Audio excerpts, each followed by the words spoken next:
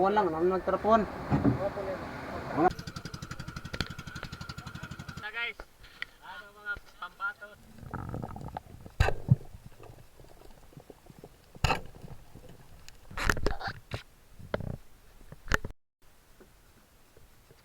Tera sa bawal po na eh.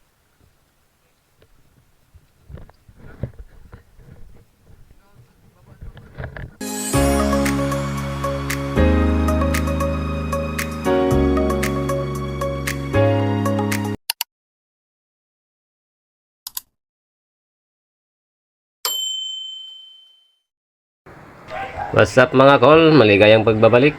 Welcome ulit sa ating channel. Kumusta po kayong lahat? Or samahan nyo na ako sa panibago na namang episode. Day dive tayo ngayon. May bago tayong mga makakasama. Tsaka ito, anak ng pinsan ko. Tsaka syempre ito, yung madalas nating makakasama sa pamamana ng gabi. Ayan. Nahanda na yung bangka na gagamitin natin.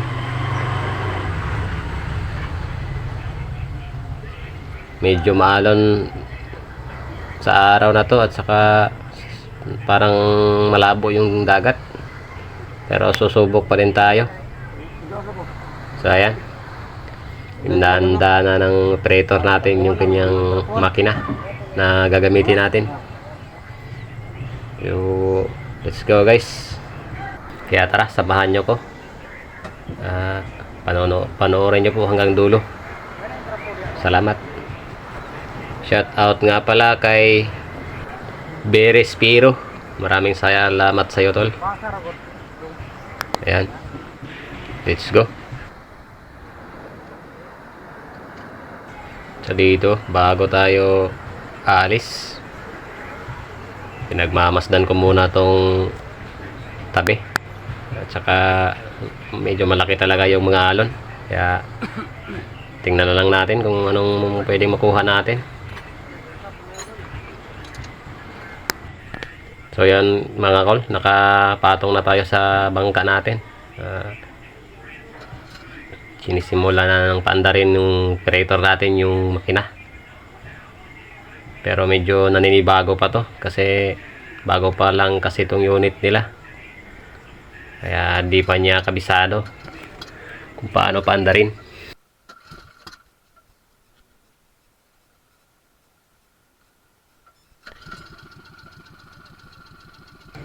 So ayan, umandar na. Kaso nga lang nung pag buwelo na at saka biglang minor na patay uli yung makina. Kaya patuloy lang sa pagtatry na paandarin. Ayan ang abantiro namin, donger kumbaga. Nililihis niya yung bangka sa may malaking buya. Mahirap na baka sumabit tayo. At ayun na nga, sa wakas mandar na rin, papunta na tayo sa spot. Itong bahurang ito mga kol, dati na namin itong pinamamanaan. Hindi na namin inaasahan na may malaki kaming mahuhuli kasi mababaw lang to na bahura at saka wala masyadong mga malalaking isda na umakyat. Kaya talagang tamang pang-ulam lang yung pwedeng makuha dito. So ayan, nakarating na tayo sa spot. Hinahanap na ng donger natin yung pwedeng pagtalian ng ating pundong lubid. Sa simula ng dive natin, medyo magos.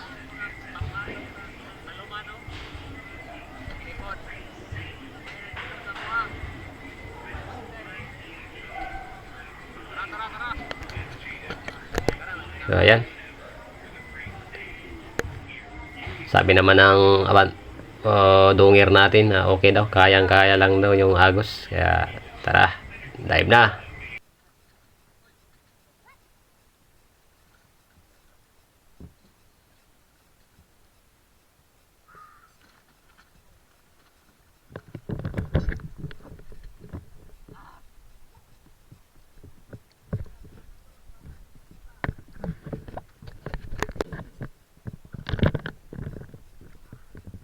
Ito na nga. Unang dive natin. Medyo may agos nga. Pero kaya namang salubungin o recounter. Dito may nakita tayong isang labahita. Pwede na to. Binanata na natin. Ayan. Medyo okay ang bagong adjust natin ng ating pana. Tinanggal kasi natin yung line natin na parang strap o Dyneema. Pinalitan natin ng nylon. Kaya ito, ang ganda ng unang kalabit natin. Walang kasabit-sabit. Kaya patuloy pa tayo sa unahan. At least hindi na tayo mabuklo. Mayroon na tayong huling isa.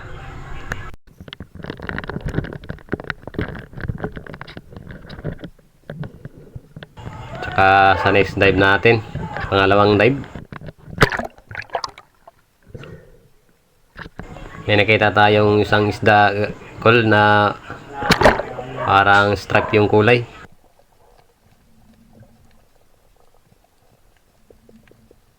Sweetiran kung tawagin dito sa amin. Pero unang atin ko, medyo may lap siya.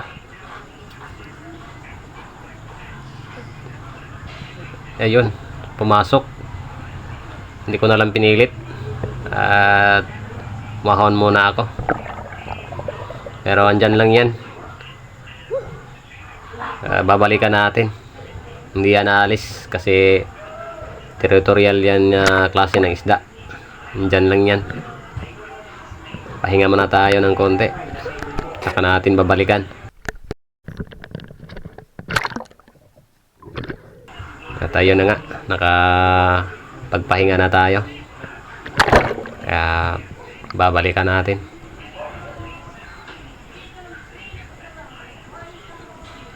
Ang pamamana kasi sa araw dito sa amin, Col, katulad kong mga nasa mababaw lang yung kaya, ganitong mga klaseng isda lang talaga ang makukuha namin. Kasi yung mga mas malalaki pa dito or yung mga pelagic, nasa malalalim na talaga yung parte na hindi na namin kayang abutin. Kaya hanggang dito lang yung kaya naming hulihin or mapana.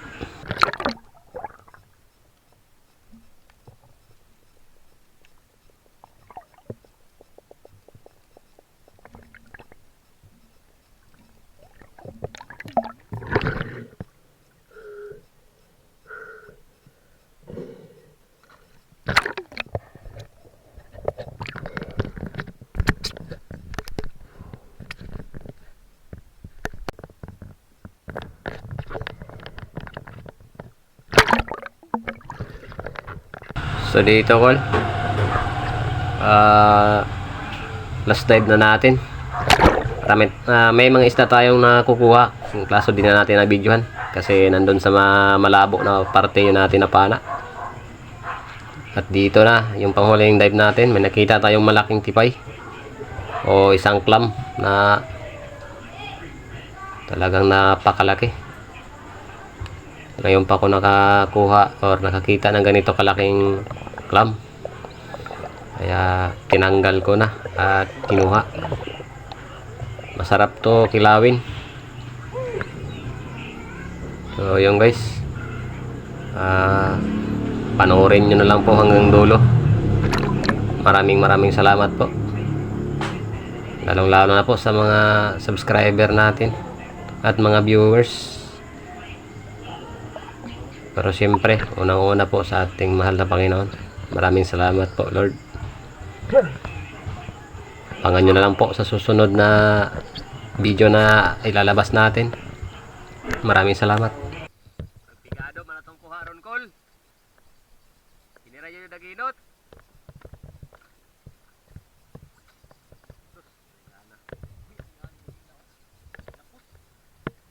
Kinilansa.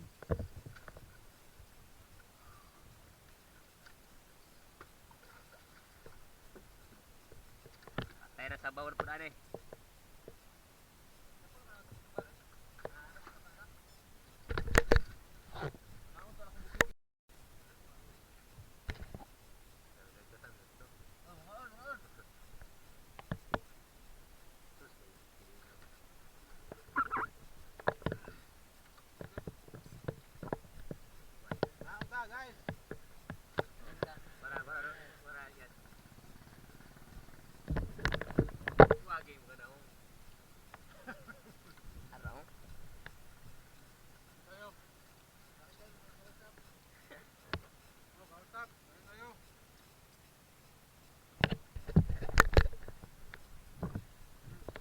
Malakaw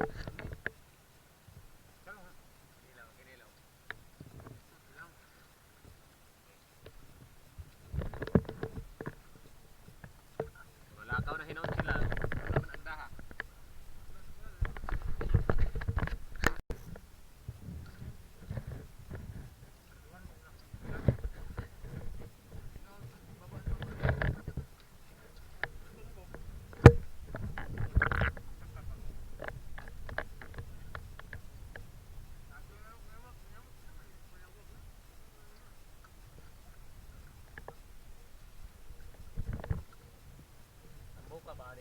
Magbuka ba ning